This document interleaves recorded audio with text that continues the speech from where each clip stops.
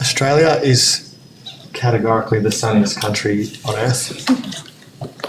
Our building is the first building in Australia to harness sunlight into energy from its own facade, which is the creation of direct on-site energy and can be used immediately. This is what it looks like. It's an 8-storey commercial building in West Melbourne. It's introduced West Melbourne very quickly. It's a suburb that's gentrifying and changing very quickly. There's the idea of a new high street that Spencer Street becomes from the footsteps of the CBD into the northern suburbs, North Melbourne, Flemington, etc. We love the materials of place. We think it's a very beautiful, articulate building with mostly industrial buildings for sawtooth roofs, brick face, steel windows. However, there's lots of residential cottages and terrace homes that are mixed throughout. Our building sits proudly in the middle of a big curve along Spencer Street. It has some aesthetic language that is carried from some of the industrial style buildings. This is the site in the background, which is the black hoarding. This is as we had it brought to us. It used to be a service station. So we had a large decontamination process which removed lots of oil and sunken tanks. The client was a retired female doctor that specialised in women's health. She inherited the site from her father and wanted to build a building that had legacy for her family and would stand there forever. In terms of its urban context, we wanted to open up the facade of the ground floor mainly to an underutilised green space on the corner of Roden Street, so you can see that in the foreground. We've attributed the developer contribution to council to upgrade this space into a kid-friendly and usable space. We hope that the retail opens its doors to it and utilises once they find a tenant. Interestingly, the composition of the tower is set on 2 bases where a long string of heritage-listed terrace homes abut our eastern facade, which we've decided to control a building language that sits in the same scale and rhythm and push the tower form further to the west. The streetscape is heavily activated once there's a tenant. We have clear glazing all to the front. We've utilised Melbourne-made, handmade bricks for our facade, so they're all locally made and custom designed. We finished this building 2 days before the submission, so many of these photos are just our own. The interior lobby space is warm, it's timber, it's local, it's been designed in a way to ensure that the building feels more homely and residential rather than a corporate entrance. It includes a selection of artworks. My interest in commercial buildings comes from a modernist ideal of formal arrangements, which in this sense we'd like to rekindle an excitement for that narrative, but do it in a more highly performative way. So these buildings are the first commercial buildings in Melbourne. They all are concentric floor plates. They have side cores and they use a curtain wall system or a hybrid version of. We like the idea here that they're not fully glazed as opposed to the progression that's occurred since then.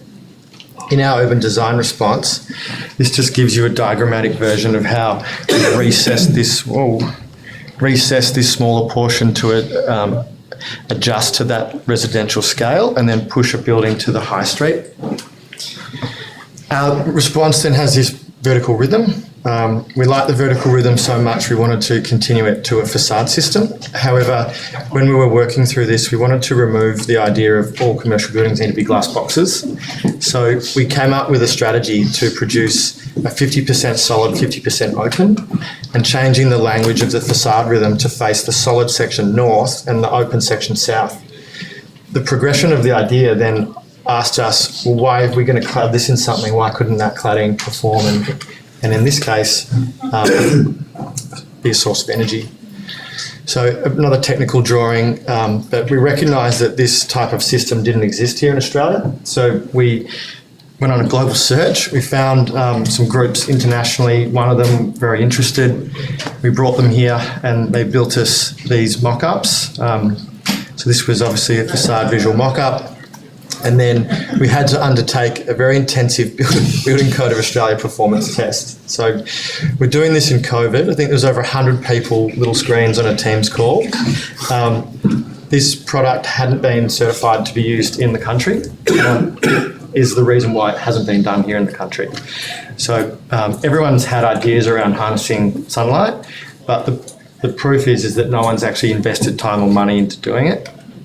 Our client gave us that luxury. So this is a sneak glimpse of what it looks like now on site. It's installed. The shiny sections are facing north that are capturing the sunlight, and then the glazed sections are the in-between, the vertical panels.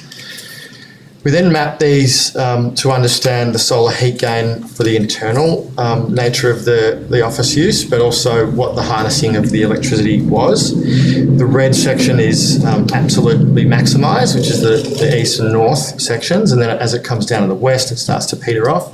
We are able to harness sunlight on the southern facade. The benefit of the way the facade language works is that the red being a fully optimised thermal comfort zone. So the use of the air conditioning here is almost never. However, they've installed it in case. This is an idea of how it would feel to be in one of those spaces. The beautiful ability to have southern light means that the glare is zero. At this level, we're highly positioned above the trees of the eucalyptus that sits along Roden and Spencer Street. Oh God! All right. So the technical ability of this is it was what we did is create an embedded network of the energy. So 75% of the building, the energy can be used on the building itself. We then have the ability to export it into the grid. We didn't supply a battery on this instance because it's a commercial use which gets to use the energy straight away. The highest sections here are when it's on the Saturdays and Sundays, which we'll be exporting back to the grid, which will then be used by local residential tenants or houses. As well as our progressive innovation ability, we have an insatiable search for beauty. And architecturally, we love the idea that this product innovation also carries an aesthetic drama and beauty that we're able to use as architects and designers. It doesn't need to look like it's environmentally friendly to be environmentally friendly, particularly around the local view lines from the densely tree-lined streets. I think the building has this softening ability. Also an added extra is that without having solar panels on the roof, we're able to green space them and use them for the tenants of the office. I wanted to note at the time, I just wanted to give you one more critical point is this was the first image we showed you. This building on the left is the building that sits next to us here in this current location. If we were to apply the same facade language to this building, our building produces over 70 or reduces over 70 tonnes of emissions every year. The building next door would save almost 1,000 tonnes of emissions every year, which could have powered over 1,000 homes each year off the grid. We feel this is an enormous innovation, and what we've done is had the time to unlock it, and now we've gifted it to the industry, and we hope that everybody else uses this system.